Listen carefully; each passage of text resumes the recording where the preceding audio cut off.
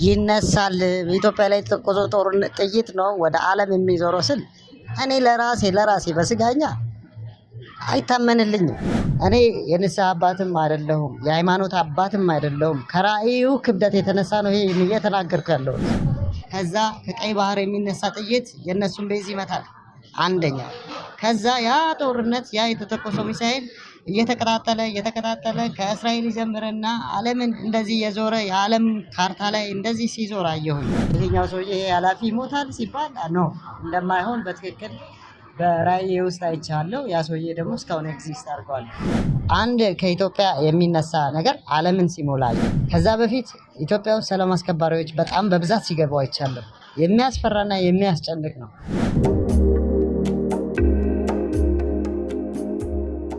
ሰላም ጤና ይስጥልን። በሀገር ውስጥና በመላው ዓለም የምትገኙ ውድ ኢትዮጵያውያንና ኤርትራውያን የፕሮግራሜ ተከታታዮች እንደምን አላችሁ? እግዚአብሔር ይመስገን እኔ ደህና ነኝ።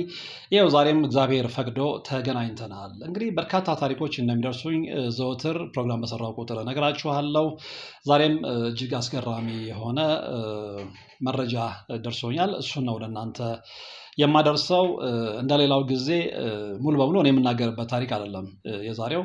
ባለታሪኬ ሙሉ በሙሉ ራሱ የገጠመውን ነገር እንዲናገር የአየር ሰዓቱን ለሱ ነው የምሰጠው ማለት ነውና ይህ ልጅ ወይም ደግሞ የዛሬው ባለታሪኬ ራእይ እያስጨነቀኝ ነው። ነገር የተባልኩት መልእክት አለ። በተደጋጋሚ ያየሁት አለ። ይህንን ኢትዮጵያውያኖች ማወቅ አለባቸው። ማወቅም ብቻም አይደለም፣ ያንን እውነት ግምት በመክተት ወደ እግዚአብሔር ሊመለሱ ይገባል። ከእግዚአብሔር ጋር ግንኙነት ቁርኝት ሊፈጥሩ ይገባል። ስለዚህ ይህንን ሳልናገር ብቆይ ህሊናዬ እንግዲህ በሱ አባባል ሊፈነዳ ስለደረሰ ይህንን ደግሞ በማንም አይደለም በአንተ ሚዲያ በኩል መናገር ስለፈለጉ ይኸው መጥቻለሁ ብሎኛል። በተቻለ ሊነግረን የአየር ሰዓቱን እሰጠዋለሁ። 2-3 ቦታ ብቻ ነው የገባሁት። አንዳንድ እንዲብራራልኝ የፈለግኳቸው ጥያቄዎች ስላሉ ነው። በተረፈ ሙሉን አንደበት ነው የምንሰማው። እስከ ፕሮግራሙ ፍጻሜ አብራችሁኝ እንድትሆኑ ምጋብዘው እንደተለመደው በታላቅ አክብሮት ነው። እንተን እንመለስ። የአጋዕዝተ ቅድስት ሥላሴን 17 ዓመት ሙሉ በጭራሮ ግድግዳ መቆም መስማት ለተዋህዶ ልጆች ልብ የሚሰብር ትልቅ ሐዘን ነው። በሞቀ ቤት እየኖርን ወለሉ አፈር ግድግዳው ጭራሮ የሆነን የአጋዕዝተ ቅድስት ሥላሴን ቤት ማሰብ ፈጽሞ የማይታሰብ ነው። እውነቱ ግን ይህ ነው። ሴቶች ነጠላቸውን፣ ወንዶች ፎጣቸውን እየጋረዱ ቅዱስ ቁርባን ሲቀበሉ ኖረዋል። የዛሬ 17 ዓመት ከጽላት ጋር የመጣ የተሰበረ ዣንጥላ፣ የተቀደደ አልባስ ለመቀየር አቅም አንሷቸዋል፣ እጅ አጥሯቸዋል። አባቶች ይጣራሉ። ልጆች እንድትረዱን ስንል በአጋዕዝተ ዓለም ሥላሴ ስም እየጠየቅነን ያለነ። እናቶች ድምፅ ያሰማሉ። መልስ እንስጣቸው።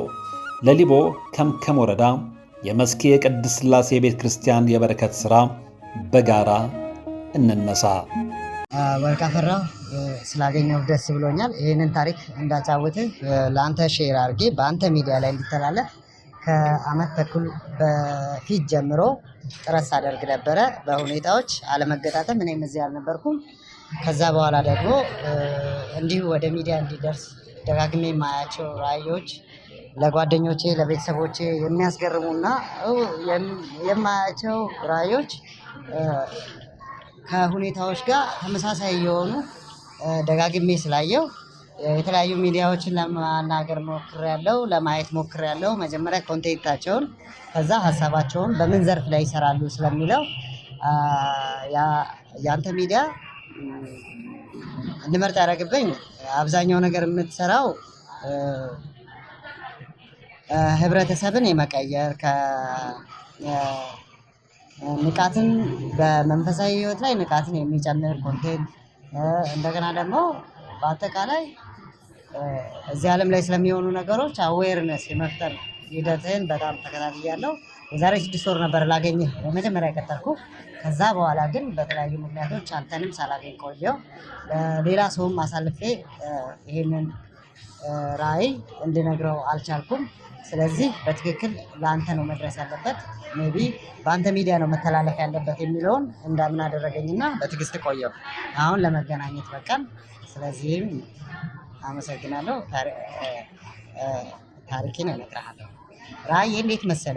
ደጋግሜ የማያቸው ራእዮች ለምሳሌ ኢትዮጵያ ጦርነት፣ ሰሜን ኢትዮጵያ ጦርነት ከመካሄዱ በፊት በራእይ ያየሁኝ።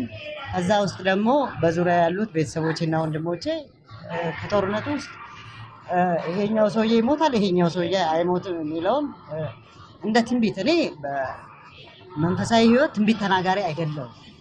በፍጹም ይህንን እንድትይዝልኝ ይፈልጋለሁ። ትንቢት ተናጋሪ አይደለሁም። ግን ህልምና ራእይ የሚባል ነገር አለ። ያንን ደጋግሜ እንዳጠና ያደረገኝ የማየው ቪዥን ነው፣ ራእይ ነው፣ የሚመጣው ነው። ይሄ ደግሞ አባቶቼንም ስጠይቅ፣ የቤተክርስቲያን አባቶችንም ስጠይቅ የተለያዩ እኔ በዓለማዊ ህይወት በጣም የደከምኩና ከየት እንደመጣ ፈጣሪ ያውቃል። ዛሬ ከመሬት ተነስቼ ስለ ትንቢትም እውቀት አልነበረኝም ሲጀመር። ከዛ በኋላ ነው ወደ ማጥናቱ ስገባ አይ አባቶች አንተ ስጦታ ተሰጥቶህ ነው። አንዳንዱ በተፈጥሮ ይሰጠዋል፣ አንዳንዱ ደግሞ ስለ ህልም፣ ስለ ራእይ፣ ስለ ትንቢት በሂደት ያውቃል ብለው ነግረውኛል። ከዛ በኋላ ነው መደምደሚያ የሆነልኝና ቪዥነሪ መሆኔን እያወኩ የመጣሁት። በዙሪያ ከነበሩ ሰዎች መካከል ከጦርነቱ ላይ ይሄኛው ሰውዬ ይሄ ኃላፊ ይሞታል ሲባል ነው እንደማይሆን በትክክል በራእዬ ውስጥ አይቻለሁ። ያ ሰውዬ ደግሞ እስካሁን ኤግዚስት አድርገዋል። አንዳንድ ጊዜ ስሞችን ላልገልጽ እችላለሁ፣ ግን የማያቸው ራፍ ዲፕሊ ከጠየቀኝ ግን የምገልጽበትም አጋጣሚ ሊኖር ይችላል። አሁን ነገሩን ከብዙ ራእዮች መካከል ሊመጡ ካሉት ውስጥ ህዝብን የማንቃት ስራ ስለሆነ ያንተ ሚዲያ እየሰራ ያለው አሁንም ህዝቡ እንዲነቃ በዚህ በሀገሪቱ የፖለቲካ ወይም ደግሞ የሶሻል ነገሮች ላይ ወሳኝ የሆኑ ሰዎች ንቃታቸውን እንዲያስተውሉ እንዲጨምሩ፣ ሶስተኛ ነገር ደግሞ በታሪክ ላይ ይሄ ነገር ተቀምጦ ነገ የሚታይ ስለሆነ ነገ የሚሰማም ስለሆነ ለምን ሆነ ለምን አልሆነም ከሚለው ወጥቼ ይሄንን እግዚአብሔር አሳይቶኛል የሚሉትን ነጥቦች ለህዝቡ ንቃት ይጨምራልና ያስፈልጋል ብዬ ስላመንኩ ነው። አሁን ደጋግሞ እየመጣብኝ ያለ ራእይ በቅርብ ጊዜ እስራኤል ኢራን ጦርነት ነበረ፣ በቃ አለቀ፣ የሶስተኛው ዓለም ጦርነት ሲባል አልሆነም። ይሄም እንደሚጀምር በፊት አውቃለሁ፣ አይቻለሁ፣ ሪከርድ ጽፌያለሁ። ቀኖችን ጨምሬ ከነደቂቃው ከእንቅልፍ የነቃሁበትን ሰዓት ወይ ቪዥኑን ያየሁበት ሰዓትን ጽፌ ነው የማስቀምጠው። ከዛሬ 2 ዓመት ጀምሮ እያስጨነቀኝ ያለው ሊመጣ ያለው ነገር ይቅርታ አድርጉልኝ፣ የሚያዳምጥ ማንኛውም በመዋርት አይደለም፣ በትንቢት መንፈስ አይደለም። እኔ ራእዮቼን ብቻ ነው የምናገረው። ያየሁት ራእይ በዚህ ጊዜ ይህንን አይተሃል የሚለውን እግዚአብሔር አሳይቶኛል የሚለውን ነገር ነው እንጂ የምናገረው እንደዚህ ይሆናል እንደዚህ ይሆናል እያልኩ የምልበት እውቀትም ጥበብም የለኝም። እኔ የዛ ፍጥረት አይደለሁም። እኔ እየተናገርኩ ያለሁት አሁን ቪዥን ወይም ራእይ ማለት ሊመጣ ያለውን ማየት ነው። ከዚህም ውስጥ እግዚአብሔር በሰው ሀሳብ ውስጥ እንደፈቀደ አድርጎ በሚረዳው መንገድ ያስረዳል። ይህንንም መረዳት የጀመርኩት ከራእዮቼ ብዛት፣ ከህልም፣ ከራእዮች ደጋግሜ ከማያቸው ራእዮች እና ራእዮች ተከስተው ስለማይ ቤተሰቤም ዙሪያዬም በዚህ ነገር ላይ እየተገረሙና አንዳንዴም ጥንቆላም ሊመስላቸው ይችላል፣ አላቅም። የሚጠራጠሩኝ ብዙ አሉ። ሰምተው ደግሞ አስተውለው የሚጠብቁም ሰዎች አሉ። የተለያዩ ጓደኞቼ ወይ በዙሪያ ያሉ ከቤተሰቦቼ ጀምሮ ከእህት ወንድሞቼ ጀምሮ ሁሉም የሚመጣውን ነገር ለምሳሌ አሁን በጣም እየተጨነኩበት ያለው ነገርና ከውስጤ እንዲወጣ የምፈልገው ነገር ከዚህ በፊት ባለፈው ይህንን አሁን እየተናገርኩ ያለሁት ዛሬ ሰኔ 21 ቀን ሰኔ 21 ጠዋት ላይ ነው እያወራሁ ያለሁት። በዚህ ቀን ዓለም ሁሉም ሰላም ነው የሚመስለው። በሁሉም አቅጣጫ የእስራኤልና ኢራንን ጦርነት ተቆሟል። ሰላም ሊፈጠር ነው ብሎ ሰላም እንደተፈጠረና በተስፋ ውስጥ ነን ያለ ነው።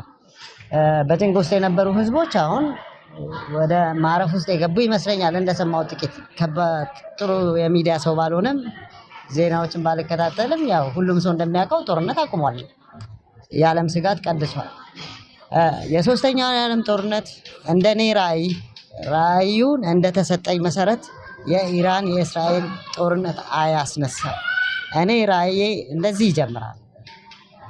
የዛሬ 2 ዓመት ኤግዛክትሊ ዓመት ከ8 ወር አካባቢ ዓመት ከ11 ወር አካባቢ በሚያዝያ ወር 2015 ዓመተ ምህረት የመጀመሪያውን ያየሁት።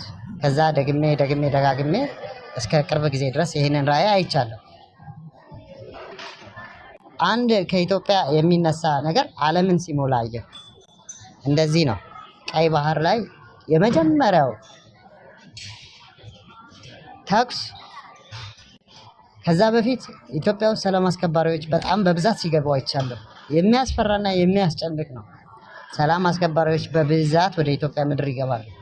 እነዚህ የገቡ ሰላም አስከባሪዎች እያሉ የኢትዮጵያ የሰሜን ኢትዮጵያ ጦርነት ሳይሆን በኢትዮጵያ ምድር ላይ የሚካሄድ ጦርነት ነው ደጋግሜ ያየሁት። ከቀይ ባህር ተነስቶ እስከ እኔ ኤግዛክትሊ ቦታውን አላውቀውም፣ ሜቢ ሂጄበትም አላውቅም። ሰሜን ምዕራብ ኢትዮጵያ አካባቢ የመጀመሪያው ሮኬት ያልፋል። ዘን ሁሉም ተዋናዮች ያደጉ ሀገር ተዋናዮች ወይም ደግሞ በዚህ ፖለቲካል ዓለም ላይ የሚኖሩ ሀገሮች የራሳቸውን ፓርት ሲወጡ አየሁ። በሰሜን ኢትዮጵያ ላይ ግን ሰላም አስከባሪዎች ሲገቡ ድረስ የጭንቅ ጊዜ ነበር ያየሁት ደጋግሜ። የጭንቅ ጊዜ፣ ከባድ የጭንቅ ጊዜ። አሁን ስለተካሄደው ጦርነት ከ6 ወር በፊት ይህን ቪዥን አግኝቻለሁ። የጋዛ ጦርነት ነው ይሄ አልፈዋል ምናምን ያሉኝ በአጠገቤ ነበሩ። ደግሞ እስከዚህ ጊዜ እንደሚፈጠርም ደግሞ በቪዥኑ መሰረት ስነግራቸው ይሄው አለፈ። ያለፈውን አሁን ለእናንተ ብደግም ምንም ትርጉም የለውም። ፖይንት አሁን የሚመጣው ነገር ሰሜን ኢትዮጵያ፣ አጠቃላይ የኢትዮጵያ ምድር ሰው ራሱን ወደ ፈጣሪ ያቅርብ። ይሄ የኔ መልእክት ነው። በዚህ ሚዲያም እንድደርስ የፈለኩት ሰው እኔ የንስሐ አባትም አይደለሁም፣ የሃይማኖት አባትም አይደለሁም። ከራእዩ ክብደት የተነሳ ነው ይሄ እየተናገርኩ ያለሁት። ከራእዩ ክብደት የተነሳ ነው። ምንድነው ከሆነው ነገር አንዱ ሰሜን ኢትዮጵያ ውስጥ በጣም ከፍተኛ ጭንቀት አለ። ያ ሰሜን ኢትዮጵያ የተነሳ ሁሉም አቅጣጫ ይሆናል። ሀዘንና መከራ ያየሁበት ምድር ወደ ሰሜን ምዕራብ አካባቢ አቅጣጫ፣ ወደ ሰሜን አቅጣጫ ላይ ያለ መሬት ነው። ሰላም አስከባሪዎች ማን ይገባል መጀመሪያ እከሌ አልልም። አሁንም እንደዚህ የራሴን እንትን እንዳይሆንብኝ ሰላም አስከባሪ ይገባል። ትልቅ ሀገር፣ የዓለም አንደኛ ሀገር ትገባለች፣ ወታደሮቿን ታሰፍራለች። ከዛ ከቀይ ባህር የሚነሳ ጥይት የእነሱን ቤዝ ይመታል። አንደኛ። ከዛ ያ ጦርነት ያ የተተኮሰው ሚሳኤል እየተቀጣጠለ ከእስራኤል ይጀምርና ዓለምን እንደዚህ የዞረ የዓለም ካርታ ላይ እንደዚህ ሲዞር አየሁኝ። 3ቱም ጊዜ ራእዩን ያየሁ ጊዜ ይሄንን ያየሁት ደጋግሜ ያየሁት ያቺ ቀይ ባህር ላይ ነው መጀመሪያ ማስነሻዋ ጥይት የተተኮሰችው። ከዛ ዓለም ሁሉ ሲሸበርና ወደ ጦርነት ሲገባ አይቻልም። እግዚአብሔር እንዲፈጽም ነው። ትንቢት ከሆነ እግዚአብሔር እንዲፈጽም የኔ ትንቢት አይደለም፣ የኔ ራእይ ነው። አሁንም ያለፈውን ጦርነት ባየሁበት መንገድ ይህንንም አይቻለሁ። ይሄን ሰውን ለማስጨነቅ ሳይሆን ሰው ወደ ፈጣሪ ሞር ቀርቦ ከፈጣሪ ጋር በተገናኘ ቁጥር ወደ ፈጣሪ ሀሳቡን ካዞረበት ጊዜ ጀምሮ ምሕረትን ያገኛል የሚል እምነት አለኝ። ማንኛውም ሰው ይሄንን እምነት አለ። እኔ ፈጣሪ እንዲቀርብ ነው እንጂ ይሄ ነገር ሊመጣ ነው ብሎ ሰው ስንቁን ይዞ ጫካ እንዲገባ አይደለም፣ ወይም ደግሞ ገዳም እንዲገባ አይደለም። መንፈሳዊ ሕይወት ልምምዱን በማስተዋል በእውቀትና በጥበብ ወደ ፈጣሪው ተጠግቶ እውነተኛ የእግዚአብሔር ልጅ እንዲሆን ነው። እውነተኛ የፈጣሪ ልጆችን መልክ እንድንመስል ነው ለህዝቦቼ፣ ለጓደኞቼ፣ ለኢትዮጵያውያን በሙሉ ማስተላለፈው መልእክት። እዚህ ጋር ጣልቃልቀውና የተወሰኑ ጥያቄዎችን ላንሳ፣ እነሱን አያይዘህ ትመልስልኛለህ። እንግዲህ በየመሃሉ ቶሎ መግባትን አልፈልግም፣ ምክንያቱም በዝርዝር እኔም ያንተን የያዝከውን ነገር መስማት ስለምፈልግና እንግዲህ ብዙ ጊዜ ግለሰቦች ተነስተው እንደዚህ አይነት ራእዮችን ሲናገሩ ይሄ ከቅዱስ መንፈስ አይደለም ከርኩስ መንፈስ ነው የሚሉ ሰዎች አሉ። ፕላስ ደግሞ እንደዚህ አይነት ሰዎችን በህልማችን ወይም በራእያችን ይሄንን አየን የሚሉ ሰዎችን እንደ ቅዠታም የሚቆጥሩ ሰዎች አሉ። እዛ ላይ ያንተ አመለካከት ምንድን ነው?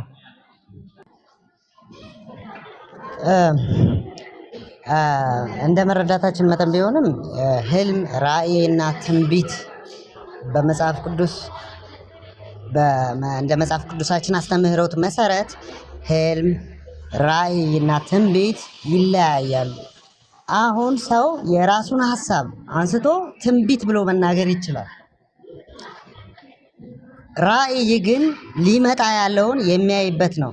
ይህንን ኢዮብ መጽሐፍን ያላነበበ ያለ አይመስለኝም። እዛ ላይ እንደምታዩት በተለይ ምዕራፍ 33 አካባቢ ብዙ ነገር ስለ ህልምና ስለ ራእይ እግዚአብሔር እንዴት አድርጎ ነገሮችን እንደሚያስረዳ እንደሚገልጥ በምሳሌ በተለያየ መልኩ ይመስለኛል ምዕራፍ 33 አካባቢ ብታነቡት ይገለጣል። እና ማንም ሰው አጠገባችን እኔ ከልጅነቴ ጀምሮ ህልምና ራእይ አይ ነበረ። ልክ ተነስቼ ለአባቴ ወይም ለወንድሜ ስነግረው ቅዠታም ተኛ ተብዬም አውቃለሁ። አሁንም ቢሆን ማንም ሰው ህልም አየሁ ብሎ ሲነግረን አስተውሎት ያስፈልጋል ብዬ አምናለሁ። ማስተዋል ወይም ከኛ ያለፉ የበቁ አባቶችን መጠየቅ። እኔ እንደነገርኳችሁ የሃይማኖት አባት አስተማሪ አይደለሁም። እኔ በራእዬ ብዛት የተነሳ ንስሐ አባቴንም አወራሁ። ከዛ በኋላ ትልቅ የተባሉ የቤተክርስቲያን አባቶችን፣ ወንድሞችን፣ ዲያቆኖችን፣ ካህናትን በማውራት ነገሩን ወደ መረዳት ገባሁ። ደጋግሜ ስለማይ እጠይቃለሁ። አሁን ግን አንዳንድ ሰው እንደዚህ አየው ብሎ ሲመጣ አንዳንዴ ህልምና ራእይ እውነቱን ለመናገርም ለሁሉም ሰው አይገለጽም። እንደገና ደግሞ ህልምና ራእይ እግዚአብሔር ሰውን የሚነግርበት ለሰው መልእክት የሚያስተላልፍበት ወይ ነው ብዬ ነው የማስበው። እግዚአብሔር ለሰዎች መልእክትን የሚያስተላልፍ እንደዚህ ተሰምቷል።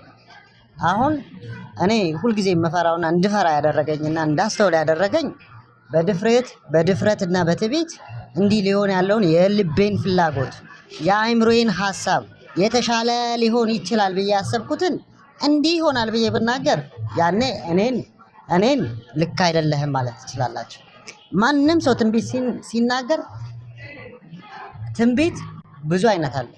በሟርት መንፈስ የሚነገርም ትንቢት አለ። እውነተኛ የእግዚአብሔር ነቢያት እንደተነበዩት ደግሞ የተነገረ ትንቢት አለ። ትንቢት በፈለገው ሰዓትና ደቂቃ መጥቶ ይነገራል ብዬም አላምንም። መጽሐፍ ቅዱስን ሳጠና ትንቢት ማንም ሰው እንደፈለገ ክሊክ አያደርግም። እንዲናገር ሲሰጠው ብቻ ነው። መልእክተኛው ብቻ ነው ያንን መልእክት የሚያውቀው። ያ መልእክት የመጣለትም ሰው ያ ትንቢት የመጣለትም ሰው ሁሉንም የመናገር ስልጣን አለው ብዬ አላስብም።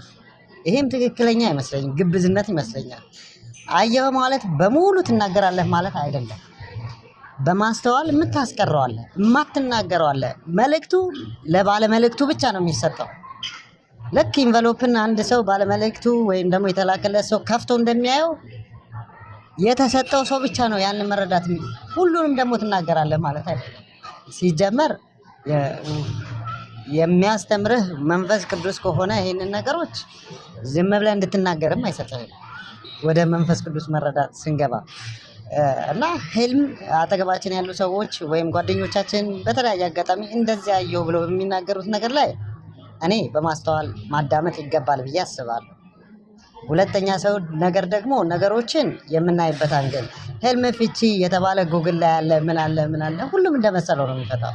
ግን ትክክለኛ የህልም ፍቺ የሚኖረው መልሶ በጸሎት ራስን ከእግዚአብሔር መንፈስ ጋር በማቅረብ የሚነገር ነው ብዬ ነው የማስበው። መልካም። እንደዛ ብለን ካሰብን አሁን እንግዲህ አንተ ዋና ያየኋቸው የሚያስጨንቁኝ ህልምና ራእዮች አሉ ብለኸኛል። እና አንደኛው ከቀይ ባህር አካባቢ የሚነሳ ጦርነት እንዳለ የመጀመሪያው ጥይት የምትተኮሰው ከቀይ ባህር እንደሆነና ከዛ በኋላ ወደ እስራኤል ሌሎችም የዓለም ክፍሎች ሄዳ እንደምታዳረስ ነገረኛል። ሌላስ ከዚህ ጋር የተያያዘ ያየኸው ራእይ ያለ?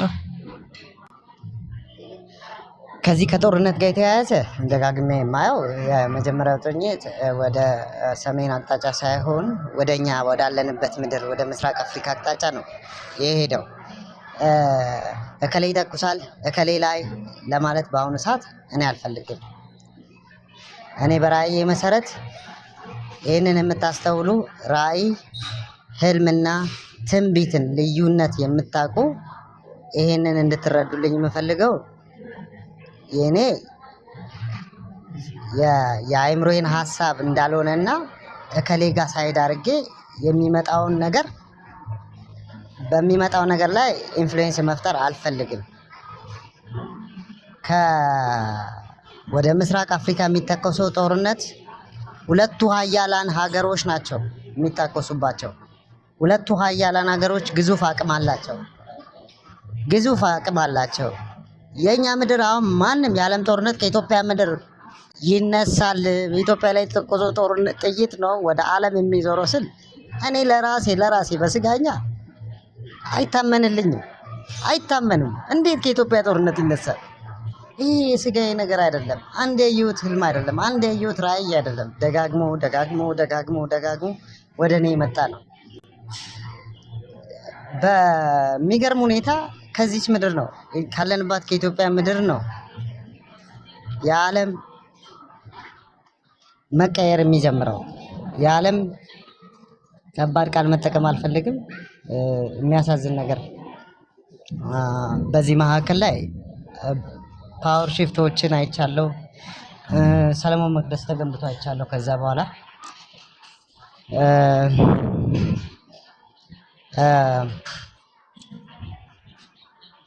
ሁሉም ብዙ ለውጦች አሉ። መልእክቴ ይሄ ነገር ከመሆኑ በፊት ሰው ወደ ፈጣሪ ልክ እዚህ እናንተ ሚዲያ ላይ ሰዎች እና የእናንተ ኮንቴንት እንደሚገልጸው ሰዎችን የማንቃት ከመንፈሳዊ እስራት የማውጣት እንዴት አእምሮን ወደ እግዚአብሔር የማሳደግ ጥበብ አለ የሚለው ኮንቴንታችሁ በጣም ትክክለኛና በዚህ ዘመን ላስተዋሉ ሰዎች እጅግ በጣም ጠቃሚ ነገር ነው ብዬ ስላመንኩ ነው። እና ይሄም አሁን እንዲታወቅ የምፈልገው ሰው እንዲሸበር አይደለም፣ ወይም ደግሞ የሆነ ግሩፕ ሜምበር ሆኜ ወይም ሄድ ፐርሰን ሆኜ ይህን ብናገር ተመልካች ለማምጣት ሊሆንብኝ ነው። እኔ ተመልካች አልፈልግም፣ አድናቂም አልፈልግም። ኢቭን በቪዲዮም ይህንን ሪከርድ እንዲያደርግ እንኳን አልፈቀድኩለትም። ግን እነ ወርቅ አፈራው የሚሰዱበት ሚዲያ ደጋግሜ እንዳየሁት ህዝብን የማንቃት ስለሆነ ይሄም ጥሩ ግብዓት ይሆንላቸዋል ብዬ ስላሰብኩ ነው። ተደጋግሜ ለተለያዩ ሰዎች ይህንን አሉ ዩቲዩብ ስትሪም የሚያደርጉ ጓደኞች ወደ እነሱም ልሰጥ ፈልጌ ነበረ፣ ግን አልቻልኩም። ከ6 ወር በፊት እንደሰጥህ ለአንተ መታዘዜን ተረዳሁኝ በውስጤ ዊዝ ኖ ፕሩፍ በመረዳቴ ለዛ ነው ወደ አንተ ያመጣሁት። የእናንተም ኮንቴንት ስለተመቸኝ ህዝብንም የሚያነቃ ስለሆነ ማንም በዚህ ራዕይ በዚህ ነገር እንዲሸበር ሳይሆን ንቃቱ እንዲጨምር ከጥፋት ወደ መልካም መንገድ እንዲመራ በዓለማዊ ህይወቴ እኔ እጅግ በጣም ከምነግራችሁ በላይ ብዙ ሀገሮች ኑሬያለሁ። በብዙ የማይቆጠሩ የሱስ አይነቶች ውስጥ አልፌያለሁ።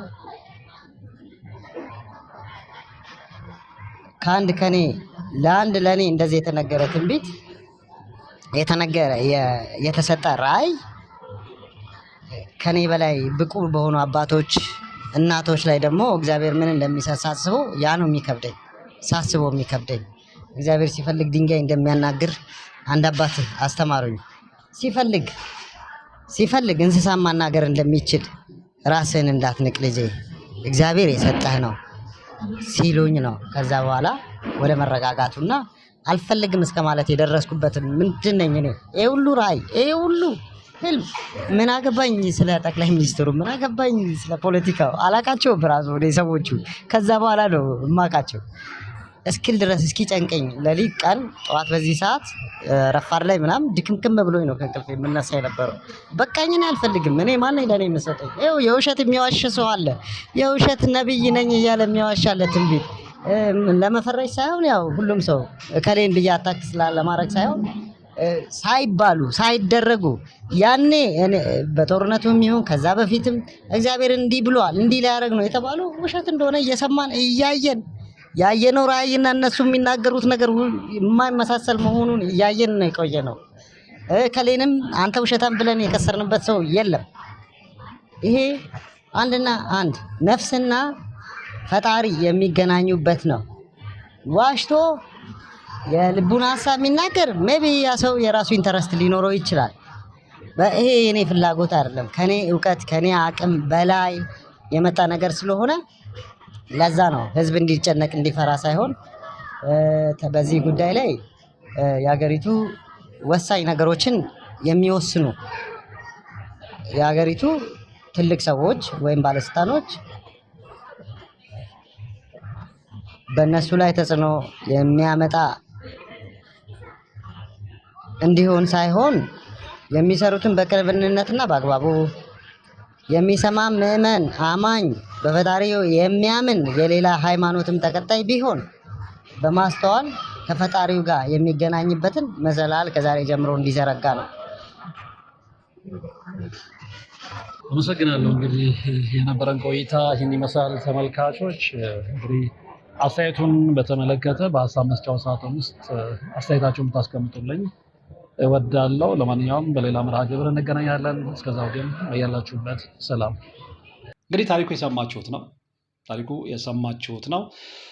መጨረሻ ላይ የሚያስማማን ነጥብ ምንድን ነው? ኦፍኮርስ ዓለም አሁን ያለችበት ሁኔታ የግድ በጸሎት እንድንተጋ ወደ እግዚአብሔር የበለጠ እንድንቀርብ የሚያደርግ ነውና ይሄ የጋራ ስምምነታችን ነው ብዬ አስባለሁ። ስለዚህ የተከታተላችሁት ነበር ከአምኖን ጋር የነበረን ቆይታ። ወደ ጊዜያችሁን ሰውታችሁ አብራችሁኝ ስለሆናችሁ ወደፊትም ስለምትሆኑ ከልብ አመሰግናለሁ። አሁን በጣም የሚገራርሙ ታሪኮች እየደረሱኝ ነው። ታሪካችሁን ድምፃችሁን ጭምር እንድጠቀምበት እየፈቀዳችሁልኝ ላላችሁ የፕሮግራሜ ተከታታዮች ዓላማዬን ደግፋችሁ ከልብ ማመስገን እፈልጋለሁ። እንዲሁም ሰዎችን ያስተምራል የምትሉት ታሪክ ያላችሁ ሰዎች ደውሉልኝ በ0967 30 88 74 መልሼ ወደ እናንተ የማደርስ ይሆናል። የማልስማማው ግን 1 ሰዓት 2 ሰዓት ካወራችሁኝ በኋላ ታሪኬ እንዲቀርብ አልፈልግም የምትሉትን ብቻ ሳይሆን ከዚህ በኋላ ድምፃችሁን ሳትፈቅዱ ታሪክ ልትልኩልኝ የምትፈልጉ ሰዎች ካላችሁ ባትደውሉልኝ ነው የምመርጠው። በትደውሉልኝም ምላሽ አልሰጥም።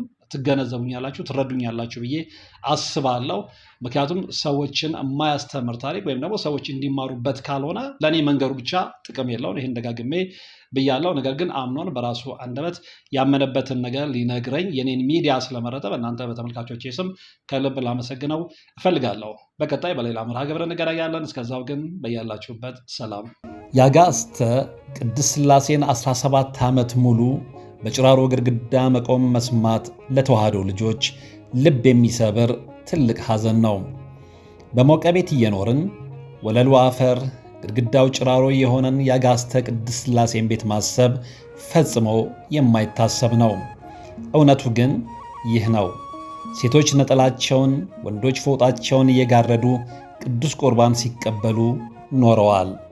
የዛሬ 17 ዓመት ከጽላት ጋር የመጣ የተሰበረ ዣንጥላ የተቀደደ አልባስ ለመቀየር አቅም አንሷቸዋል፣ እጅ አጥሯቸዋል። አባቶች ይጣራሉ።